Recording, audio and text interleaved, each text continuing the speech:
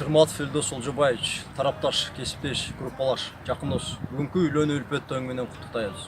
Белгилүү себептер менен бүгүнкү майрамыңда сүйүнүчүңдө коомдун жаңы бир очогун түзүп атканына жаныңа келип колдоп тура албадым. Биз алыста болсок дагы көңүлүбүз сен менен. Урматтуу эки жаш, бүгүнкү майрамыңыздар кут болсун. Сиздерге эки дүйнө бактысын каалайм.